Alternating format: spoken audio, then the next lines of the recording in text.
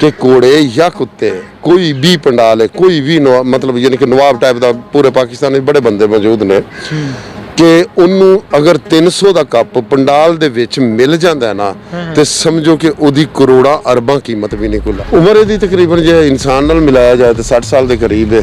ਅੱਛਾ ਹਾਂ ਤੇ ਬਾਕੀ ਮਤਲਬ ਯਾਨੀ ਕਿ 18 ਕੁ ਸਾਲ ਜਿਹੜਾ ਹੈ ਇਹ ਖੇਡਦਾ ਆ ਰਿਹਾ ਸੀ, ਹੁਣ ਇਹ ਰਿਟਾਇਰ ਹੋ ਗਿਆ। ਅੱਛਾ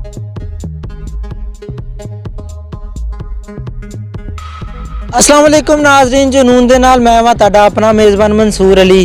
नाज़रीन इस टाइम असी एक ऐसे जुनूनी शख्स दे कोल मौजूद हाँ जिन्हें अपने शौक ऐसे ऐसे पाल रखे ने, करोड़ों रुपया ला के घोड़े पाले, करोड़ों लखा रुपए दे कुत्ते पाल के रखे ने, खरगोश ते और भी बड़ियां बड़ियां आइटमां मसलन जानवरां च रखियां ने। इन्हां को पुछने इन्हां नूं शौक किस तरह पैदा होया ते किदों तो शौक पालदे पे ने ते करोड़ों रुपया ला के घोड़े रखे ने, गरीबां दी मदद क्यों नहीं करदे। आओ तुहानूं मिलवाने पप्पू वाला साहब नाल, गुजरांवाला दे रहायशी ने ते तुहाडी मुलाकात कराने। अस्सलाम वालेकुम जी। वालेकुम अस्सलाम। सब तो पहले मैनू तुसी यह दसो ए मुच्छां एडियां वड्डियां क्यों रखियां? ਇਹ लोकां नूं डरांदे हो ਨਹੀਂ ਲੋਕਾਂ ਨੂੰ ਨਹੀਂ ਡਰਾਉਂਦੇ, रात दे टाइम? ਨਹੀਂ ਮੇਰੇ ਚ ਜਾ- ਨਹੀਂ ਬੱਚਿਆਂ ਨੂੰ ਧਿਆਨੇ ਲਾਈਦਾ, किवें ਹੁੰਡੇ ਦਵਾਈ ਦੇ ਨੇ, बच्चा बन के बिंद के खिचदे? ਪੀਂਗ ਪਾਈ ਦੀ ਹੈ ਨਾ ਇੱਥੇ ਨਾਲ ਧਾਗੇ ਨਾਲ ਬੰਨ ਕੇ ਤੇ ਫਿਰ ਇੰਜ ਕਰਕੇ ਕਮਾਈ ਦਾ। अच्छा ते किन्ने पैसे ले लेंदे हो?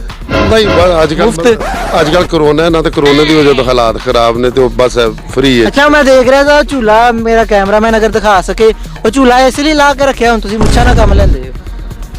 ਨਹੀਂ ਉਹ ਝੂਲਾ ਜਿਹੜਾ ਨਾ, हाँ जी ਇਹ ਕੈਮਰਾਮੈਨ ਸਾਹਿਬ ਦਿਖਾਇਆ ਜੀ ਜ਼ਰਾ। ਹਾਂ ਇਹ ਝੂਲਾ ਜਿਹੜਾ ਇਹ ਤੁਹਾਡੇ ਜਿਹਾ ਬੰਦਿਆਂ ਨੂੰ ਵਿੱਚ ਲੈ ਕੇ ਤੇ ਮਤਲਬ ਉਹਨਾਂ ਨੂੰ ਜਾਚ ਸਿਖਾਈ ਦੀ ਹੈ। अच्छा बंदियां नूं भी घोड़ियां वरगू?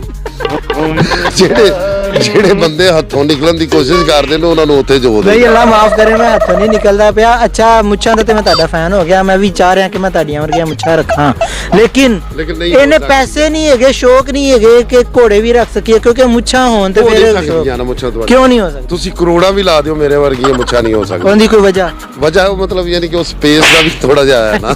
ਮੇਰੇ ਬੁੱਲ ਛੋਟੇ ਨੱਕ ਦੇ ਬੁੱਲਾਂ ਚ ਵਾਇਆ ਵਾਇਆ ਕਰਕੇ। ਅੱਛਾ ਪੱਪੂ ਸਾਹਿਬ ਤੁਸੀਂ ਮੈਨੂੰ ਦੱਸੋ, ਇਹ ਜਿਹੜਾ ਪਿੱਛੇ ਘੋੜਾ ਦੇਖ ਰਹੇ ਹਾਂ, ਤੁਸੀਂ ਕਹਿ ਰਹੇ ਸੀ ਕਿ ਪਤਾ ਨਹੀਂ ਕਿੰਨੇ ਕਰੋੜਾਂ ਰੁਪਈਆਂ ਦੀ ਮਾਲੀਅਤ ਲੱਗ ਚੁੱਕੀ ਹੈ ਵਿਕਣ ਲਈ, ਵੇਚ ਕਿਉਂ ਨਹੀਂ ਰਹੇ? ਨਹੀਂ ਕਿਉਂ, ਮਤਲਬ ਕਾਦੀ ਜ਼ਰੂਰਤ ਕਾਦੀ ਹੈ? ਵੇਚ ਕੇ 2 ਕਰੋੜ ਰੁਪਈਆ ਵਿੱਚੋਂ 50 ਲੱਖ ਰੁਪਈਆ ਮੈਨੂੰ ਦਿਓ, 1.5 ਕਰੋੜ ਆਪ ਰੱਖੋ, ਅੱਲਾ ਲਾ ਖੈਰ ਸਲਾ। ਨਹੀਂ ਇਹਦੇ ਵਿੱਚ ਇਹ ਚੀਜ਼ ਹੈ ਕਿ ਇਹਦੇ ਚ ਯਾਦਾਂ ਬਹੁਤ ਜ਼ਿਆਦਾ ਨੇ। ਮਸਲਨ ਕਿ ਯਾਨੀ ਕਿ ਸਾਡੇ ਬਹੁਤ ਹੀ ਪਿਆਰੇ ਭਾਈ ਅਰਸ਼ਦ ਇਕਬਾਲ ਵਾਲਾ ਸਾਹਿਬ ਉਹ ਨਿਜ਼ਾਬਾਜ਼ੀ ਇਹਦੇ ਤੇ ਕਰਦੇ ਸਨ, ਤੇ ਲਾਸਟ ਜਿਹੜਾ ਮਤਲਬ ਯਾਨੀ ਕਿ ਇਹਨਾਂ ਤੇ ਉਹਨਾਂ ਨੂੰ ਹਾਰਟ ਅਟੈਕ ਹੋਇਆ, ਤੇ ਜਿਹਦੀ ਵਜ੍ਹਾ ਤੋਂ ਮਤਲਬ ਇਹ ਸਮਝੋ ਕਿ ਸਾਡੇ ਕੋਲ ਨਿਸ਼ਾਨੀ ਹੈ। ਨੇਜ਼ਾਬਾਜ਼ੀ ਕਰਦੇ ਆ, ਹਾਰਟ ਅਟੈਕ ਹੋਇਆ? ਨੇਜ਼ਾਬਾਜ਼ੀ ਕਰਦੇ ਘੋੜੇ ਦੇ ਉੱਤੇ ਸਵਾਰ ਸਨ, ਮੌਜੂਦ ਸਨ, ਮਤਲਬ ਯਾਨੀ ਕਿ ਲਾਸਟ ਰਾਉਂਡ ਸੀ ਤੇ ਐਂਡ ਤੇ ਸਿਗਨਲ ਸਿਰਫ ਆਣਾ ਸੀ ਤੇ ਇਹਨਾਂ ਤੋਂ ਉੜ ਜਾਣਾ ਸੀ, ਲੇਕਿਨ 1 ਸੈਕਿੰਡ ਦੌੜਨ ਤੋਂ ਪਹਿਲਾਂ ਉਹ ਇਹਦੇ ਤੇ ਮਤਲਬ ਯਾਨੀ ਕਿ ਫੌਤ ਹੋ ਗਿਆ। अच्छा वैसे अगर देखा जाए इनकी उम्र किन्नी है ते किन्नी देर हो गई है इस घोड़े में? उम्र ਇਹਦੀ ਤਕਰੀਬਨ ਜੇ ਇਨਸਾਨ ਨਾਲ ਮਿਲਾਇਆ ਜਾਏ ਤੇ 60 ਸਾਲ ਦੇ ਕਰੀਬ ਹੈ। ਅੱਛਾ ਹਾਂ ਤੇ ਬਾਕੀ ਮਤਲਬ ਯਾਨੀ ਕਿ 18 ਕੁ ਸਾਲ ਜਿਹੜਾ ਹੈ ਇਹ ਖੇਡਦਾ ਆ ਰਿਹਾ ਸੀ, ਹੁਣ ਇਹ ਰਿਟਾਇਰ ਹੋ ਗਿਆ। ਅੱਛਾ ਤੁਸੀਂ ਮਾਸ਼ਾਅੱਲਾ ਸ਼ੇਰੋ ਸ਼ਾਇਰੀ ਵੀ ਬੜੀ ਸ਼ੁਗਲੀ ਮੁਗਲੀ ਕਰਦੇ ਹੋ, ਵੀ ਤੁਹਾਡੇ ਕੋਲ ਸੁਣਨੇ ਆ ਤੇ ਨਾਲ ਬਾਕੀ ਘੋੜਿਆਂ ਨਾਲ ਵੀ ਚੱਲਨੇ ਆ ਤੇ ਉਹਨਾਂ ਦੇ ਬਾਰੇ ਚ ਵੀ ਜਾਣਨੇ ਆ। शेर सुना दियो नाल।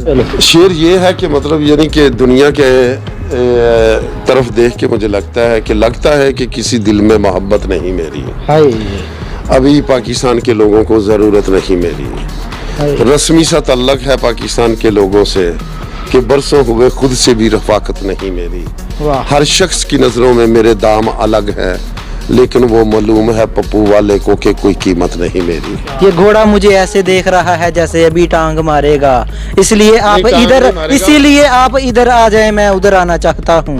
नहीं वो टांग नहीं मारेगा, वो देख इसलिए रहे कि मतलब यानी कि आप उसको प्यार से देख रहे हैं ना, तो वो आंदा है कि इस प्यार से मेरी तरफ ना देखो, प्यार हो जाएगा, दुलता बज जाएगा, वक्की टूट जाएगी, पता भी नहीं चलेगा इस प्यार से। अच्छा ਤੁਸੀਂ ਇਹਨੇ ਆਲਾ ਨਸਲ ਦੇ ਘੋੜੇ ਰੱਖੇ ਨੇ, ਮਤਲਬ ਇਹਨਾਂ ਨੂੰ ਤੁਸੀਂ ਰੇਸ ਵਗੈਰਾ ਚ ਵੀ ਦੌੜਾਉਂਦੇ ਹੋ? ਜੀ ਬਿਲਕੁਲ, ਰੇਸ ਚ ਵੀ ਦੌੜਾਈਦਾ, ਡਾਂਸ ਵੀ ਮਤਲਬ ਯਾਨੀ ਕਿ ਦੌੜਾਈਦਾ। ਜੀ ਨਾਜ਼ਰੀਨ ਇਸ ਟਾਈਮ ਅਸੀਂ ਪੱਪੂ ਵਾਲਾ ਸਾਹਿਬ ਦੇ ਨਾਲ ਕੁੱਤੇ ਦੇ ਕੋਲ ਆਏ ਆ, ਜੋ ਬੜਾ ਆਲਾ ਨਸਲ ਦਾ ਕੁੱਤਾ ਲੱਗਦਾ ਪਿਆ। ਪੱਪੂ ਸਾਹਿਬ ਦੱਸੋ ਇਹ ਕਿਹੜੀ ਨਸਲ ਦਾ ਕੁੱਤਾ ਹੈ?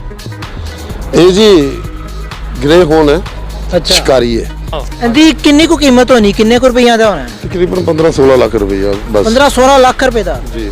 ਇਹ ਲੜਾਈ ਵਗੈਰਾ ਚ ਕੰਮ ਆਉਂਦਾ ਕਿ ਰੇਸ ਰੂਸ ਚ? ਨਹੀਂ, ਇਹ ਆਪਣਾ ਸ਼ਿਕਾਰ ਕਰਦਾ ਹੈ। ਸ਼ਿਕਾਰ ਕਰਦਾ ਇਹ ਹੈ? ਸ਼ਿਕਾਰ ਕਰਦਾ ਮਤਲਬ ਸਾਡੇ ਮੁxtਲਫ ਫੈਸਟੀਵਲ ਹੁੰਦੇ ਨੇ ਅੱਛਾ। ਤੇ ਉਹਨਾਂ ਦੇ ਵਿੱਚ ਮਤਲਬ ਯਾਨੀ ਕਿ ਜਾ ਕੇ ਜਿਹੜਾ ਆਪਣਾ ਅੱਛਾ, ਇਸ ਨਸਲ ਦੇ ਕਿੰਨੇ ਕੁ ਕੁੱਤੇ ਰੱਖੇ ਨੇ ਤੁਸੀਂ? ਮੈਂ ਪਿੱਛੇ ਦੇਖ ਰਿਹਾ, ਬੋਲਦੇ ਵੀ ਪਏ ਨੇ ਤੇ ਨਜ਼ਰ ਵੀ ਆ ਰਹੇ ਨੇ। ਜੀ ਬਿਲਕੁਲ, ਇਸ ਨਸਲ ਦੇ ਤਕਰੀਬਨ ਕੋਈ ਹਨ 16-17 ਕੁੱਤੇ ਹਨ। ਅੱਛਾ। ਹਾਂਜੀ। ਇਹ ਦੇਖੋ ਪਿੱਛੇ ਅਸੀਂ ਦੇ ਰਹੇ, ਤੁਸੀਂ ਘੋੜੇ ਖੁੱਲੇ ਵੀ ਛੱਡੇ ਨੇ। ਇਹ ਖੁੱਲੇ ਛੱਡਣ ਦੀ ਤੇ ਬੰਨ ਕੇ ਰੱਖਣ ਦੀ ਲੱਤਾਂ ਵੀ ਬਣੀਆਂ ਨੇ। ਜੀ। ਇਹਨਾਂ ਦੋਵਾਂ 'ਚ ਕੀ ਫਰਕ ਹੈ? ਇਹ ਉਹ ਬੱਚੇ ਨੇ, ਅੱਛਾ। ਦੂਸਰਾ ਉਹ ਮਤਲਬ ਯਾਨੀ ਕਿ ਇੱਥੇ ਹੀ ਰਹਿ ਲਈਏ ਤੇ ਬਹੁਤ ਅੱਛਾ ਹੋ ਜਾਏਗਾ, ਕਿਉਂਕਿ ਉਹ ਖੁੱਲੇ ਨੇ ਤੇ ਮੈਂ ਨਹੀਂ ਕੁਛ ਨਹੀਂ ਹੁੰਦਾ, ਨਾ ਡਰਿਆ ਕਰੋ। ਧੁੱਪੇਗੀ ਨਾ, ਮੈਂ ਬਹਾਨਾ ਉਹ ਲਾ ਰਿਹਾ। ਮੈਂ ਛਤਰੀ ਮਵਾ ਨਹੀਂ ਰਹਿਣ ਲੈਂਦੇ ਮਸਨੂਈ ਬਾਰਿਸ਼ ਕਰਾ ਦਿਓ ਤੇ ਮਿਹਰਬਾਨੀ।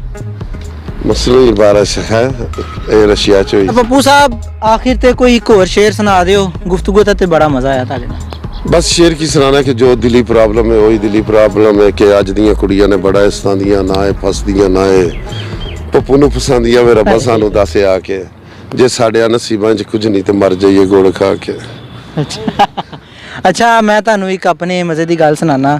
ਇੱਕ ਕੁੜੀ ਮੇਰੇ ਨਾਲ ਸੈੱਟ ਹੋਣ ਲੱਗੀ ਸੀ, ਫਸਦੀ ਫਸੀ ਸੀ, ਹੱਸਦੀ ਸੀ, ਹਸਾਂਦੀ ਸੀ, ਅੱਛਾ, ਵਾਲਾਂ ਨੂੰ ਲਹਿਰਾਂਦੀ ਸੀ, ਆਏ ਹਾਏ ਹਾਏ, ਕਦੀ ਮੈਨੂੰ ਵੇਖ ਕੇ ਸ਼ਰਮਾਂਦੀ ਸੀ, ਆਏ ਹਾਏ। ਉਹ ਮੈਨੂੰ ਕੱਲ ਪਤਾ ਲੱਗਾ ਆਪ ਵੀ ਪਾਗਲ ਸੀ, ਮੈਨੂੰ ਵੀ ਪਾਗਲ ਬਣਾਉਂਦੀ ਸੀ।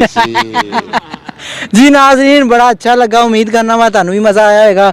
ਇਸੇ ਦੇ ਨਾਲ ਆਪਣੇ ਮੇਜ਼ਬਾਨ ਮਨਸੂਰ ਅਲੀ ਨੂੰ ਦੇ ਇਜਾਜ਼ਤ। ਗਰਮੀ ਬੜੀ ਹੈ, ਅੰਬ ਚੁੱਪਣ ਲੱਗੇ ਆ। ਅੱਲਾ ਹਾਫਿਜ਼।